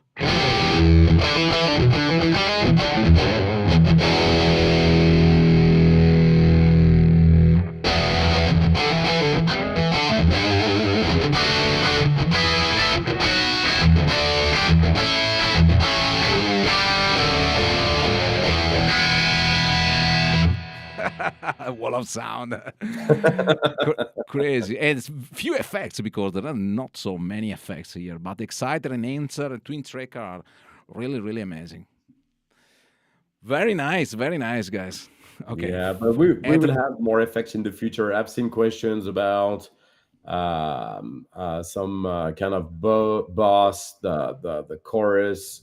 I mean, is it the DC something someone was asking about? Sure, we will have more, and I believe the first ones will come again sometime in April or early May. So yes, we have a lot to add, but the thing is this, and that's probably a difference between what we do and a lot of the market. We don't want to. We could have 200 effects tomorrow. I don't want 200 shitty effects. And so each of them, we treat them like we were releasing a new plugin. You know what I mean? So if you took a block and set it on, it would sell. It's so every time we release a new block, and you will see the next ones, you'll understand. Oh, dimension D, yes, dimension C. And every time we have a new block, we want it to be state of the art or above if we can. And that's really, really important to me. Like, we are not trying to copy something. I mean, sure, we try to copy some well-known effects or amps, but the way we do it is different. Also, I mean, everybody can download Genome and try it for free. But you can see you can move around the blocks. We will have a new function soon where you can actually put blocks in between other blocks, and they will move and So everything. you can also, I can show you that there is a possible to split, to make a Yes. splitter here. So you can make double chains, or you can merge. Okay, you can do this. So this is quite interesting. And also you can use a double amp, double IR loader, and so on. So very, very interesting. Very, very interesting. Yeah, you can do something pretty complicated with that. I mean, depending on what you're trying to achieve, you never need to have like 20 blocks, but at least you can. Well, you can do something complicated if you want, and a lot of people, for example, like to have. I love to create some complicated things. I know. I know. I was about to say, like, having two amps. I'll give you an example. It's a studio trick that not everybody knows, but and some bands use that live, especially metal bands. But if you mix a clean amp and a highly distorted amp, you mix them together, and bass players know that forever. But for distorted guitar, you can actually get back the dynamics of your playing and the attack. The attack is the clean attack. A lot of distortion, and the only way to do that is to actually have two amps with different sound. Actually, even amp designers sometimes they in the circuit they bring back some clean later on after the distortion to bring back some attack. But you can do that in Genome very easily by mixing two amps, two different cabinets, and you can go a little bit crazy if you want. Fantastic. And remember, there is only the version 1.0.4, if I remember well. So we are only in the beginning. So there is a big room to improve this amazing product. So oh yeah, we have. So I believe the next. Oh, is it this week? I think this week we have an update. I don't. It's mainly a performance update. So the people who complain about the CPU, we adjust a few things. For example, we adjust the codecs, we adjust a few parts. So for most people, it should be a little bit less CPU intensive. Oh, that is Thursday. So just a few days to wait to get the new version. And there are a few other tricks, but it's mainly a little bit of bug fixes. But we don't have too many bugs, but a little bit of bug fixes and mainly performance improvement and a few UI change, like I said, moving the blocks and stuff like that. So it's a pretty cool update. Nothing amazing, but it will help your everyday life with Genome. Very, very. And also the interface is pretty easy, guys, to know. So, for example, I want to show you. For me, it is a big benefit that when I create a reverb, I like. Reverb is quite complex. There are a lot of control, like not only simple the control, but pre-delay, decay, diffusion, tone, reverb site. So it is a really professional reverb. And when you have find your setting, you can save your settings, okay, and can create a very wide library of your effects. There are still some presets already available on the list, but you can create your own preset, and you can easily recall your presets from other presets. This is very, very useful and very easy to create complex sound, complex tone very easily with a also intuitive method, because this is what most of the people already know. Yeah, we try to keep it graphical. And actually, some people don't use that much codecs since it doesn't look like an amp, and they prefer TSM. I mean, both work, right? And they can But both sound very good. Um, it's just funny. Like me personally, I'm fine with the codecs interface. I don't need to make it look like an amp to be able to use it. But for a lot of the players out there, it's important to have it look as much as possible as a real amp in a room. And that's but yeah, I mean, I understand that. Like you're showing the compressor. So we did not try to have the compressor look like a hardware unit. It is a studio compressor. It gives you a lot of information regarding your signal, the spectrum, and everything. But it's not like a compressor pedal. We will have compressor pedal. So if you feel intimidated with the studio compressor, yeah, this uh, okay. To me, this compressor is amazing because it's what I like. mm, Because there are a lot of parameters to handle, to control. It's not really user-friendly compressor for the guitar people, of course, but it is really useful, really like. And okay, this amp to me is a great amp, for example. And I told you before, this kind of sound is really difficult to reproduce because high gain sound is more or less easy to reproduce, but the breakup amps, the combo, it's really difficult. And now the technology of the modeling and the profiling is very nice. So I've seen a comment about because there is always a debate: is it harder to do distortion or is it harder to do clean sound? It's actually two different uh, complexities, if I may say. Um, with clean sounds, you need to have some kind of compressed tone. So you want dynamics, but not too much.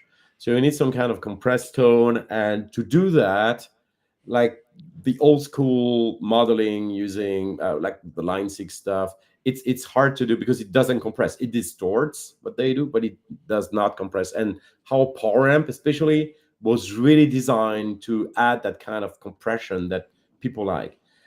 When you do and you know what, the speaker side of things with clean tones is a little bit less important, but with distortion, you may not want that much compression happening. Like most of high gain amps are not like the power amp section. yeah. That's why they are so powerful, because you don't have to run them very high to get the tone you like. But the speaker part is absolutely key here, because with distortion, your spectrum is very wide. You have a lot of frequencies, harmonics. It's a mess down there. If your speaker is not, speaker simulation is Yeah. not good, you will hear that it's not good instantly. So for us, originally, I fixed the speaker part with the DynIR technology, but with for the clean stuff, it's really about the amp modeling. You know, there are, and of course, some designers of plugin may not agree with me, but at least that's how we felt. We had to fix that issue with modeling In by the treating them separately. in the chain of sound, I give the 60 and more than 60% of the quality of the sound on the speaker. So usually because speaker is many people think a lot of the amplifier, but the amplifier go into the speaker. If the speaker is not matched properly with the amp, it compromise definitely the sound, the total sound. So it is of course is a match, but to have a very good speaker is absolutely important than have sometimes the good amplifier. So it is of Yes. course it is a mix, is a mix, is a matching, but the to me is, and this is the reason that the impulse responses give a big benefit to the digital modeling. The digital modeling grow up a lot since when the convolution created the impulse responses. So and now Yes. the technology that also combine and to have the Dyna impulse responses, so have possibility to have many layers and simulate the movement of the microphone in the space, and you can recall different impulse response and also make interpolation between an impulse and other impulse, give a realistic feedback, realistic effects of the amp in the room. That is what we are looking for. Absolutely. And I mean, doing the cabin is not that hard, but you have to think about in the past the way the way modeling was doing it was just a filter. And yes, as Ignacio is mentioning it, it is the last filter you hear before the Exactly, microphone, exactly. which also can be seen as some kind of a filter. But it's a very complex filter. When you look at the spectrum or the frequency response of a cabinet, it's very complex. Not just whoop, something like that, or just like a low pass or something. It's actually, there's a lot of accidents happening in the spectrum, and the way you're able to reproduce of the accidents is actually what you hear. And if you don't do that, you're actually giving too much information from the amp. Like I was saying, the when you have an amp with a lot of distortion, and if you want to experiment that, just switch off the DynIR block on an amp. You will instantly hear a lot of frequencies that you've never heard with Yes. a real amp and a cabinet, and you don't want them, and they need to be out in a nice way. Yeah, if you wanna try, it's awful. Yes, of course. Okay. Especially with the high gain So amps, it is distortion, of course. okay, like this one.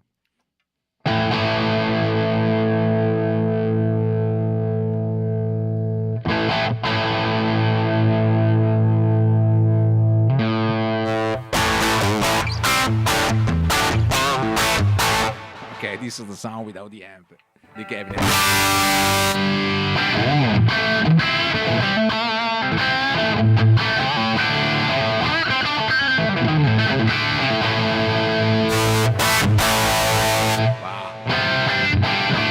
And also, if I change the cabinet, it's change dramatically the voice of the.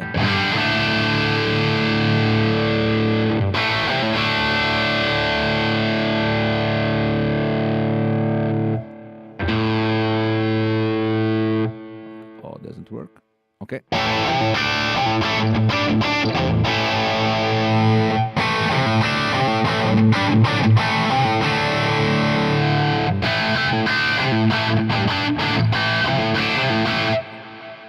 So the cabinet is really big responsible of the total of the sound. Oh, absolutely. You know what? I'll tell you a little story. When I started working on cabinet modeling, I did not have that much experience with many cabinets, and I think that's the same for most guitarists. Like when you buy an amp, you will either buy the cabinet that comes with it, because when an amp designer is tuning the voicing of the amp, they always have at least one reference speaker or one reference cabinet, right?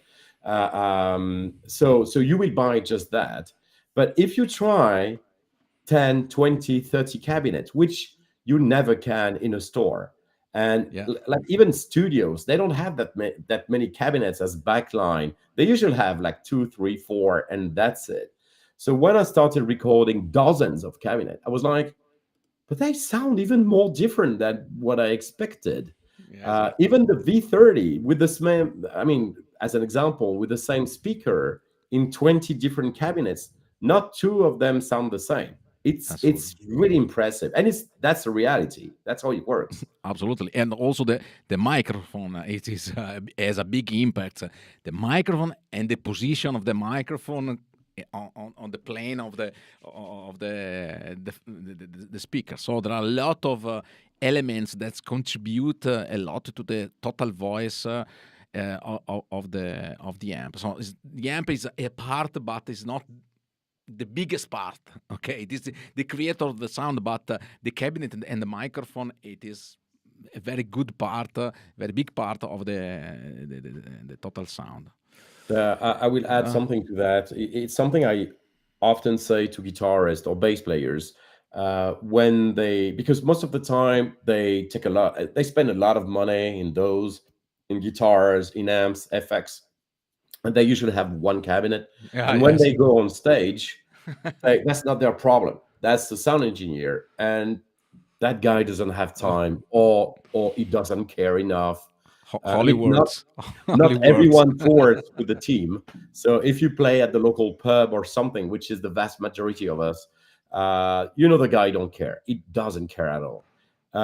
So I told the players that you spend that much time refining your tone, but when you go on stage and the guy doesn't care and just throw like a dead SM57 just right on the cone, there is no way you will sound like you were hoping to sound. That's not gonna happen. It would be shit at the front of house. So at least with, for example, one of those with a Captor X or some other of our devices, what you send to the front of house is what you want.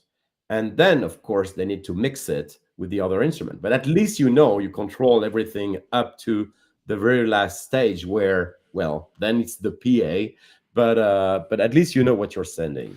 That's I'm very I, important to me. I'm really happy because you say what I'm saying since 10 years ago. So I know, I know. most of the people take care only what they hear on the stage, and doesn't matter what's happened after the microphone. So, but Yeah, what is the sense? So you spent money and money for a big amplifier, for like spend boutique effects, incredible vintage guitars and so on, and you don't take care about the microphone. And okay, you destroy a yeah. lot of money for a single component like the microphone. It's incredible. No, Uh, people need to know that. Absolutely. Okay, so there is a question from Albino. You can repeat about the possibility to have the single effects available and accessible as a standalone plugins. So I mean, so that's actually a question I've had some time ago. So I believe, Albino, if I'm correct, you're asking if you can have one of those blocks in Genome Yeah, as exactly. a single VST or AU. Mm, Uh, that I didn't think about that. I have to mm, say, we've had that request from a few people. It's registered. If we have time, why not? But what we plan to do with Genome is to have a lot of stuff in there. And if we have a lot of individual blocks, that mean a lot of VSTs or AU, and the complexity of maintaining all of that is huge. So I will not make any promise. It's not that hard to do for us, but it's just that we would have to maintain not one plugin, but probably 200 plugins overnight. So far, if you want to do that, just switch on just one block of Genome, because the interface, and that's the question I had. The interface itself, it's not taking any CPU really. okay, So if you just want one block, just load one block, keep that window on, and you'll be fine. exactly, exactly. I'd like to answer the one about the neural network for speakers modeling. Yeah, I believe someone else asked that earlier. So neural networks are very good for two things. At least the ones we use for amp modeling. It's uh, nonlinearity, so distortion, okay, and a little bit of time-based effect. Little time we can't do yet, like a delay or stuff like that, really well with neural networks. But at least you can have a few, let's say, milliseconds of stuff we can reproduce with the. So what happens in an amp that we can do because it's fast, or a fuzz, but a delay or a chorus, that's something else.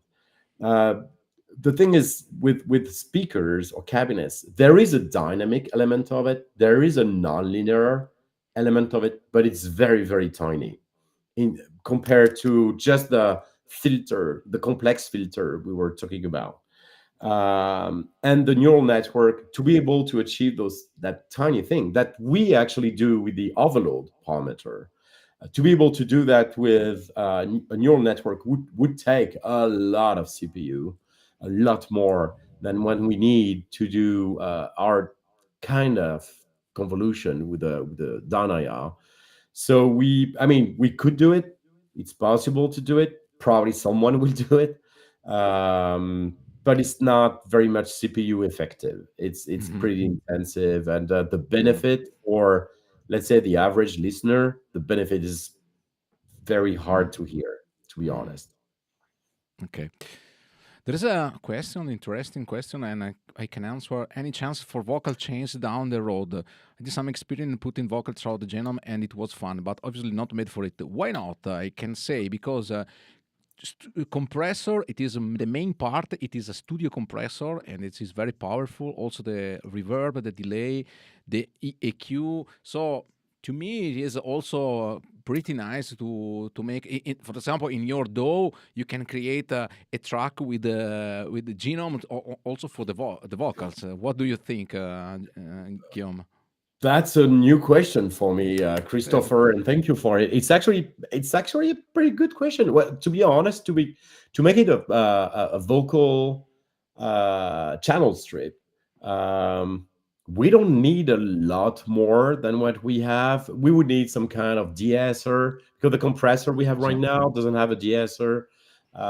We would need maybe a multi-band compressor, some kind of stuff, but Ross, who is listening, and Ross is our head of marketing, I'm sure he will love your question. And starting within 20 minutes, he will probably come back to me asking, can we do that?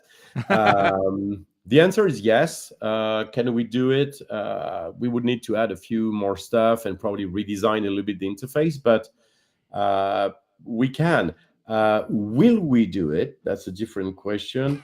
Ross is writing down. Of course he is. No, that's right. I didn't think about it. That's why Ross is a I machine. love. Oh yeah, Ross. I mean, he will run after everything. He's a steamroller. Oh yeah. But that's a very good idea. I will think about it. We don't have that in the roadmap so far, but I will definitely sleep on it and think about it, because it's interesting. The thing is this: if we do it, I want to do it in a way that's slightly different from everybody else. So I would have to think about a way to do it that would be interesting, and not just another compressor, another de-esser, another. I mean, we have the delay, the reverb, some effects. So not just the run of the mill type of vocal channel strip, but I would give it a serious thought. Absolutely. And also, Genome is pretty suitable for bass, because there's a lot of bass stuff inside it, and this is really important because during your music creation, it is also necessary to play bass. And I have seen you have an amp, you have a cabinet, you have effects, you have also the instrument, EQ and exciter and so on is suited for bass and guitar. So it's really, really interesting. It's much more than you can see in the beginning. See, I'm honest, because by the time I discover a lot of interesting things, and I'm pretty impressed about this. So very, very nice. So the interface is really intuitive, but digging into deep, it is you can find some Easter egg. so yeah, in the time for the Easter time, so you can find a lot of very, very fun things and very, very useful things. So yeah, it is incredible.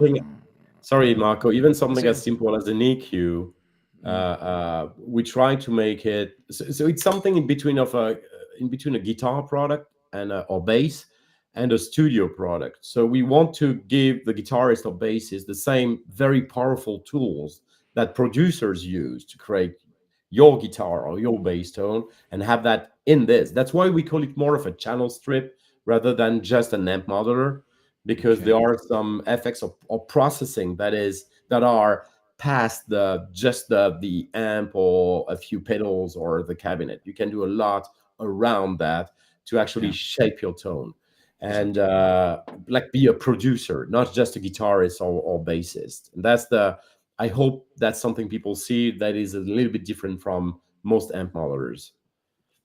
Okay. So seems incredible, but 2 hours passed. So 2 hours Yeah, and 10 I'm out minutes. of candy. So it is really incredible, and a lot of friends are still here, and I thank a lot our friends for also thanks for the question. I'm sorry that we are not able to answer to all questions, but by the time we have a possibility to read the chat and try to answer. Also for the people who will see the interview in the next days, you can write down your question and comments, and me or Guillaume can answer in a second time.